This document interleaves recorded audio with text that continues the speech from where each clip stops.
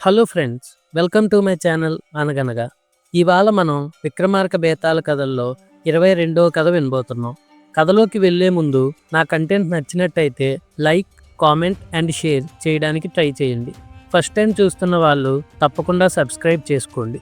Thank you for your support. ఇంకెందుకు ఆలస్యం, వెంటనే కథలోకి వెళ్ళిపోదాం. పట్టువదలని విక్రమార్కుడు చెట్టు దగ్గరికి తిరిగి వెళ్ళి చెట్టుపై నుంచి శవాన్ని దించి భుజాన్న వేసుకొని ఎప్పట్లాగే మౌనంగా శ్మశానం వైపు నడవడం మొదలుపెట్టాడు. అప్పుడు శవంలోని బేతాళుడు, రాజా, నువ్వు నిజంగా అసహాయ సూర్యుడివి. వేరే వాళ్ళ సాయం లేకుండా నువ్వు కష్టమైన పనిని మొదలుపెట్టావు.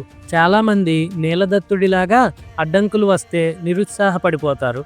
నీకు కష్టం తెలియకుండా నీలదత్తుడి కథ చెప్తాను విను అంటూ ఇలా చెప్పసాగాడు. అనగనగా విజయపురి అనే నగరంలో సోమనాథుడు అనే నౌక వ్యాపారి ఉండేవాడు. ఆయన వేరే దేశాలతో వ్యాపారం చేసి చాలా డబ్బు సంపాదించేవాడు. సోమనాథుడి కొడుకు పేరు నీలదత్తుడు. నీలదత్తుడికి పెళ్లి వయసు వచ్చే సమయానికి సోమనాథుడు తన ఓడల నిండా సరుకులు వేసుకొని సముద్రం మీద వెళ్తూ ఉండగా మధ్యలో తుఫాను వచ్చి ఓడలన్నీ మునిగిపోయాయి. చాలా లక్షలు విలువ చేసే సరుకులతో పాటు సోమనాథుడు కూడా చనిపోయాడు. 2 సంవత్సరాలు గడిచాయి. అతని భార్య బాధతో మంచం పట్టి కొంతకాలానికే చనిపోయింది. వ్యాపారంలో సోమనాథుడితో సంబంధాలు ఉన్న వ్యాపారులు తప్పుడు లెక్కలు చూపించి సోమనాథుడి ఆస్తి అంతా తీసుకున్నారు.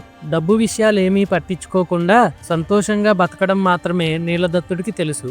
అతను తన తండ్రి ఆస్తిలో కొంచెం కూడా తీసుకోవడానికి ప్రయత్నం చేయకుండా దిక్కులేని పక్షిలాగా అయిపోయాడు. పేదవాడిగా మిగిలిపోయిన నీలదత్తుడికి బంధువులు ఎవరో సహాయం చేయలేదు. కానీ సోమనాథుడి చిన్ననాటి స్నేహితుడు నవకుబేరుడు అనే ఆయన అతన్ని దగ్గరకు తీసుకొని తన ఇంట్లో ఉంచుకొని అతనికి ఆశ్రయం ఇచ్చాడు.